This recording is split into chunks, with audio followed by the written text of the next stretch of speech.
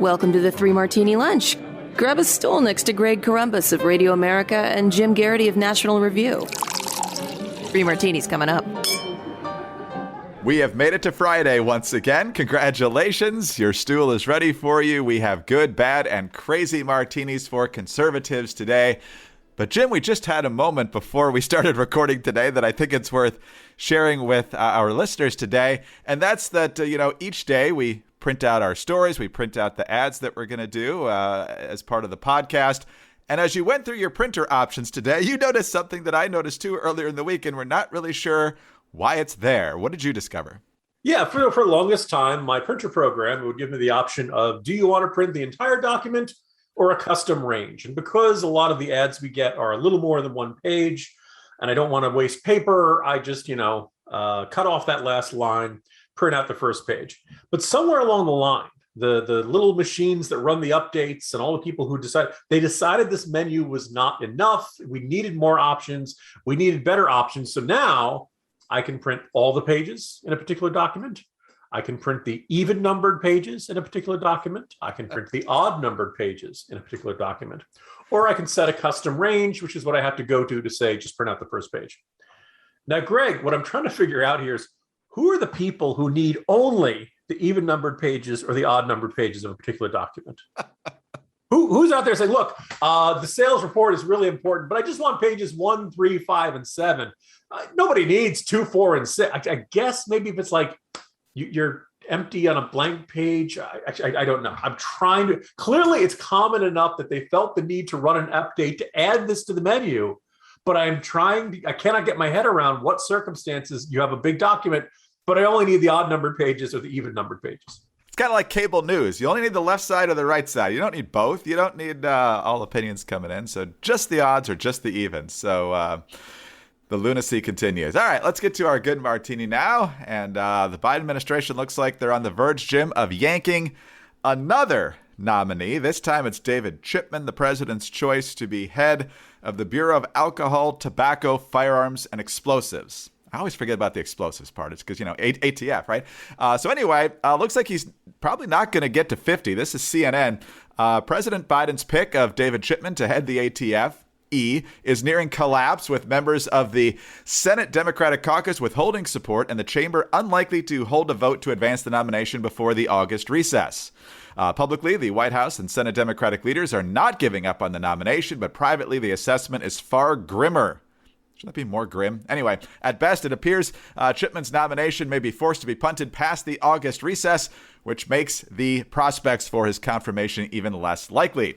Never over until it's over, but it certainly looks uphill, a senior administration official told CNN. And so the holdout Democrats here are Joe Manchin, John Tester, and Angus King, who's technically an independent but votes with the Democrats. And the issue here, to a lot of folks, especially on the right, Jim, is the fact that he's been a hardcore anti-gun, gun control activist.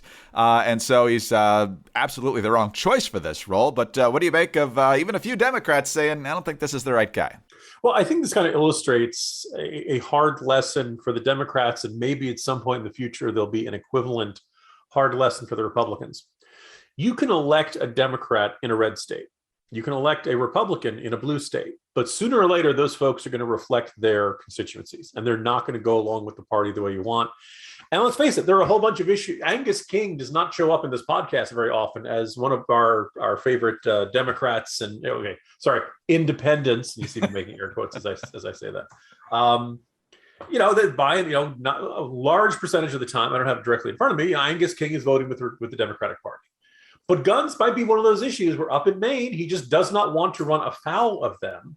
And whether you want to credit to the NRA, which admittedly is a shadow of its former self, or just generally gun owners across the country, knowing David Chipman is not just a run-of-the-mill law enforcement guy, not just a guy who maybe supports gun control more than they do, that he's really a diehard activist. And the other thing is that there's been kind of this I don't want to say, certain gun owners would say he has treated them contemptuously during this process. Whether or not you think that's fair, I think it's safe to say, we've discussed this throughout all the confirmation process. the correct answer to every question is, Senator, that is a really valid concern, and I look forward to working with you on it, right? I think, every single one of those questions, even if you at minimum, you give the courteous, generic, I don't have that information in front of me at this time, but I look forward to giving you the best answer I can as soon as possible. And it sounds like Chipman, obviously he's not won over any of the Republicans. That's not surprising. But then even the Angus Kings of the world are not comfortable with this guy at this point. Is this going to, guaranteed to sink the nomination? No, I don't know. But I think one of the observations is that you can't, even if you elect a Democrat from a state that's got a lot of gun owners, that Democrat is either going to have a very short career, or he's going to start hedging on gun owners, on gun issues. And this is a case where gun owners have made the nomination of David Chipman a very big deal in their community. And this is the sort of thing that people will remember come November. And nomination fights, generally, they're pretty small. They happen early in an administration. Nobody's going to remember them by the midterms. But trust me, a lot of gun owners are going to remember this. And the other thing, which I think is a good, interesting illustration of this, I should give a shout out to Stephen Gutowski, who now runs a site called The Reload. I think Stephen Gutowski might be the single best reporter out there on gun issues. My buddy Cam does a super duper terrific job. Tim Mack does a nice job. They're good guys out there, but I don't think anybody covers this backwards and forwards the way Stephen Gutowski does in the detail he has. And he's pointed out there are some allegations of Chipman using racially incendiary language, shall we say. Now, maybe it's true, maybe it's not. But I think it's safe to say that in any other circumstances, you'd be like, well, okay, we got to get to the bottom of this. We don't want to be seen as voting for a guy who'd used inappropriate language or something like that. Maybe it's nothing, but at minimum, you'd want to look into this. And apparently he's been completely non-responsive to any inquiries about this, which is, again, not really reassuring. And I think this is a circumstance where, there are, if you have a nomination in trouble, there are ways you can get yourself out of trouble. And David Chipman and the Biden administration are largely not doing that. And when you don't do those steps, then you're more likely to have a nomination go down in flames. Yes, and they say the prospects aren't good if it has to wait till after the recess. My guess is they've kind of let this leak so Chipman could maybe take himself out of consideration. I don't know. Haven't you been wanting to spend more time with your family? David, are you feeling okay? Why don't you get yourself checked for COVID, Oh, man. Well, I mean, with Biden's nonsensical comments on guns, we're never going to get a nominee for that position that we like in terms of people who love the Second Amendment. But you could probably come up with someone who's more plausibly defensible for the Democratic caucus. So we'll see on that. Jim, I'm never going to be president. I'm never going to run for president. But I'm tempted to, maybe throw my hat in the ring just so I could nominate you for something, whether it's the Office of Invasive Species or something higher than that, and have you go through the confirmation process, because I just want to have you pivot from left side to right side for each of those questions and give all those non-answers for hours on end. It's going to be fascinating. I think in a previous episode at some point, I'd said deep down, I'd really want to go with Mr. Garrity, isn't it a deep concern? And aren't you troubled by the fact that so many of these weed abatement programs have been drastically underfunded for years? Sure. Whatever you say, Senator. If that's exactly what I was thinking. Mr. Garrity, are you checking your phone while we ask questions? No, I'm totally not. I just got a text. That's all. The Jets did what? Oh, I'm sorry. What was your question? Yes, there you go. Yeah. Oh, man, that would be fun. If I did nominate you for Office of Invasive Species, it would probably just to close it down. But anyway, it would still be a fun confirmation process. But anyway, that would be fun. It's also fun.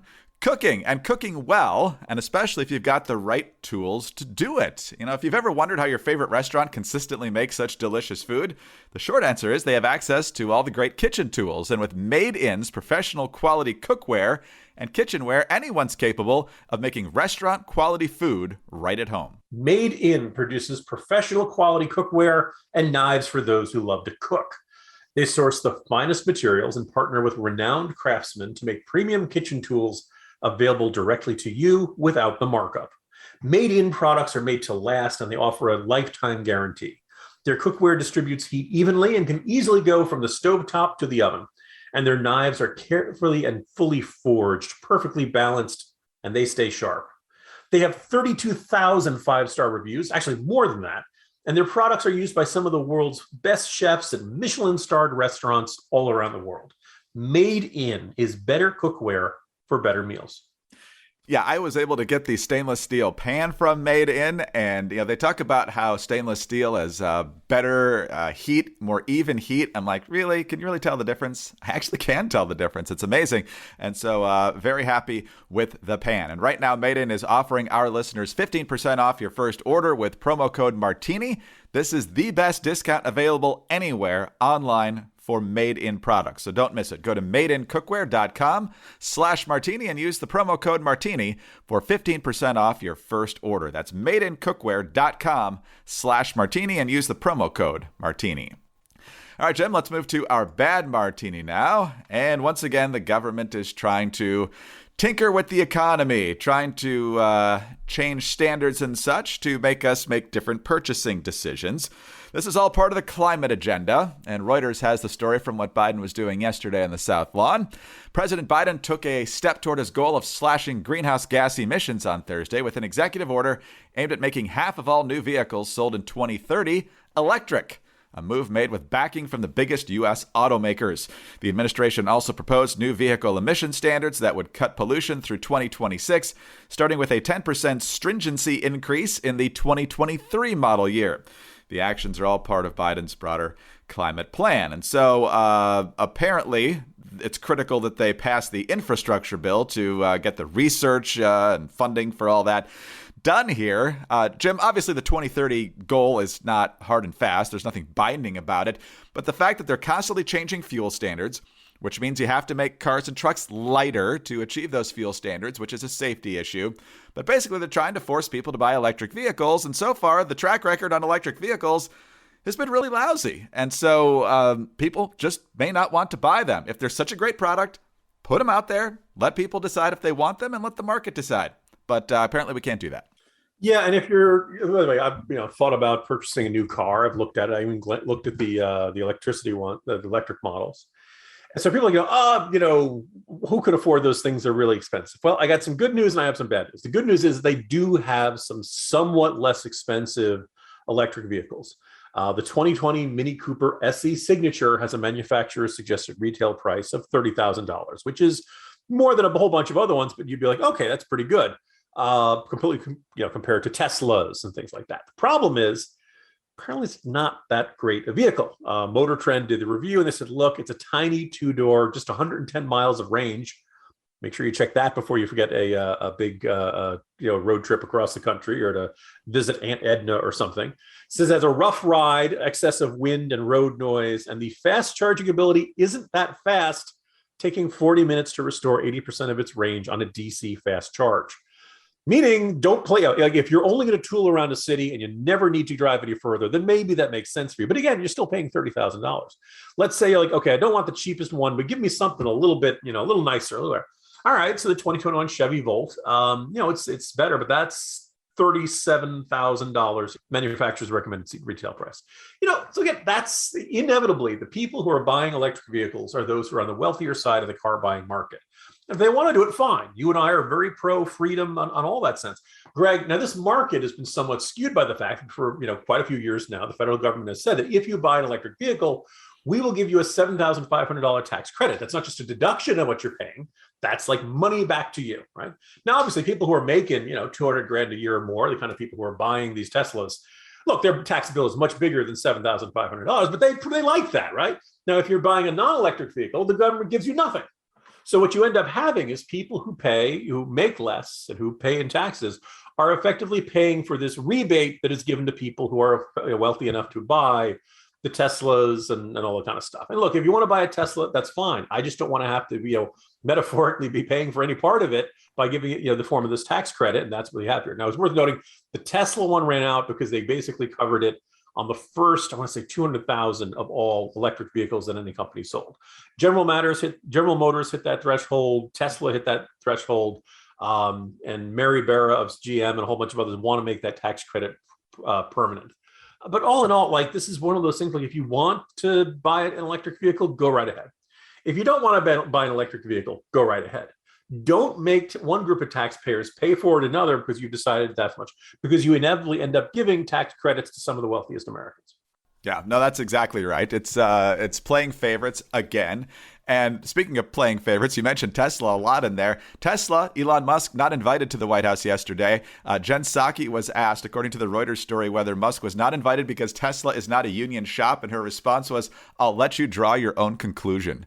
So, this is clearly a government trying to pick winners and losers here, and it never works out well. If you have a better product, people will recognize that, especially if it's at a competitive price. You shouldn't be forcing people into this area. And in the meantime, you're going to have less safe vehicles on the road because they're trying to meet these emission standards. And that means they have to be lighter, which means they're less protected. So thanks a lot, government. Greg, the only thing I'm going to observe is that, first of all, if you're going to do an event with electric vehicles, yeah, you probably should invite Elon Musk, even if you have disagreements about his workforce being unionized or something like that. But the other thing is, Greg, considering Elon Musk's, Twitter feed and stuff like that, I guess I can imagine the Biden administration being concerned about him going off message at the event. I'm not saying you got to put him at the podium, but it is a little bit weird that you... Let me tell you about those divers in the Philippines or wherever that was or something like that. I just don't want to have to plug anything in. And I know there's ways to do electric cars where you don't have to plug it in, but it just seems like a huge hassle. And we talked about the range, and I plug my car into a gas pump. It takes 5 minutes to fill up. But anyway, we'll see. All right, let's talk about something happier than that, and that's the great deal you can get on products from MyPillow right now. That includes the pillows, it includes the sheets, it also includes the MyPillow towel set. Nothing beats the feel of a luxurious towel when you step out of the shower, and the MyPillow towels are just of a higher quality. They're big, they're soft, they're fluffy, they get you dry real fast, and right now they're on sale big league. You can get the 6-piece towel set regularly going for $109.99. Well, now you can get it for just $39.99. Now, each one of these 6-piece towel sets gives you 2 bath towels, 2 hand towels, and a washcloth 2-pack. They're made from proprietary technology that makes them highly absorbent, soft to the touch, and none of that lotiony feel. They're made from cotton grown right here in the United States of America. They are available in a variety of colors and sizes. They're machine washable, and they have a 60-day money-back guarantee and a 1-year limited warranty. So visit MyPillow.com, use the promo code MARTINI at checkout, or when you call 800-874-0104. The MyPillow 6-piece towel set for only $39.99. And while you're there, take advantage of the deep discounts on all MyPillow products, including the Giza Dream bed sheets and the MyPillow premium pillows. MyPillow.com, or call 800-874-0104, promo code MARTINI.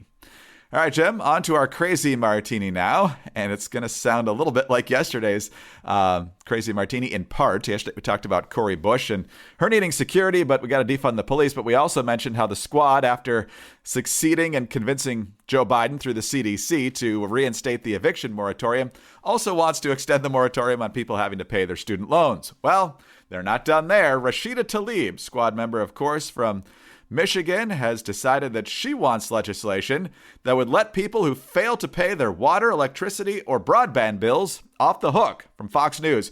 First of all, quoting her tweet, "Cancel water, electricity, and broadband debt," she tweeted Wednesday morning. Hashtag stop the shutoffs. She changed her messaging Thursday afternoon, calling for a bailout instead of outright cancellation. Quote, "No one should live without water and critical services," she tweeted Thursday. "Congress bailed out the banks in 2008 when it was their own wrongdoing. There should be no hesitation in bailing out people who, due to no fault of their own, are experiencing the impacts of a pandemic." So, Jim, we've got the very generous unemployment benefits still going on. We've got the eviction moratorium. We got the push for the student loan moratorium. Now we're not paying utility bills if Tlaib gets her way. So with these people, it's a never-ending story, like you said, Jim. They just want everything to be quote-unquote free, which of course means it's definitely not. Indeed. And Greg, when you and I were kicking around ideas for today's podcast, we've contemplated a good martini of today's jobs report. Super numbers in July. Wage growth was great, but more than 900,000 jobs in a month. And that comes on top of 800 some last month. So it shows last month was not a fluke. After a long stretch, the economy is rebounding. And we don't want to be the kind of, we're not the kind of podcast that we're going to talk about, lousy job reports for Biden. But when the news is good, we're just not going to talk about it because we don't want people knowing the economy is doing well. Hey, the economy is doing well. You know what? Good for you, Joe Biden. Oh, by the way, I can't help but notice that certain states' unemployment benefits have expired.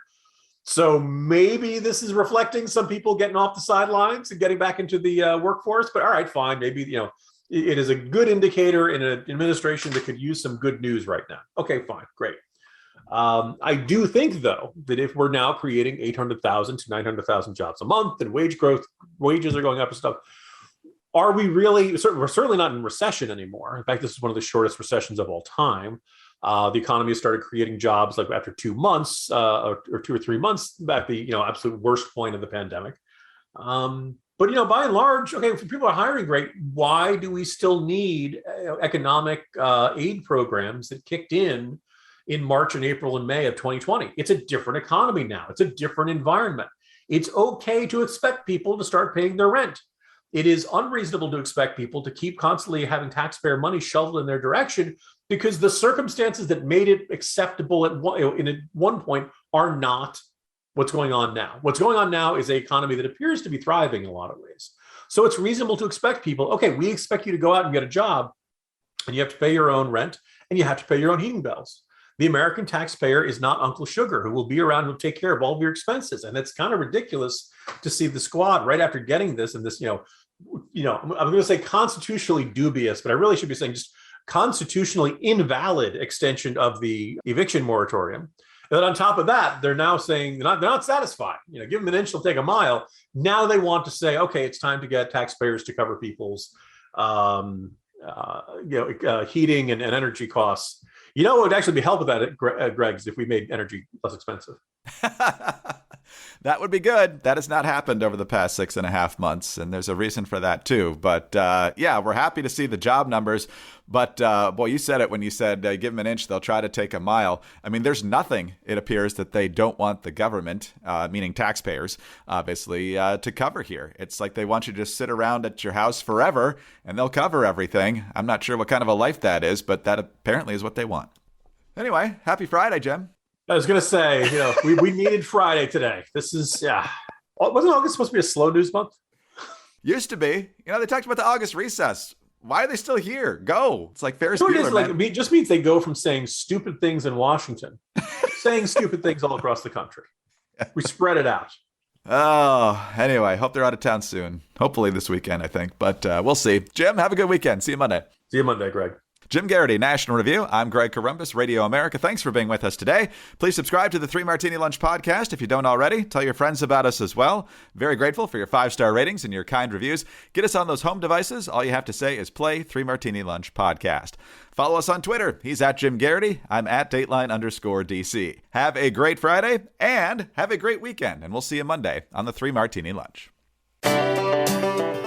You know the headlines from the border, but this crisis shows why we have to fight to save all that's great about America.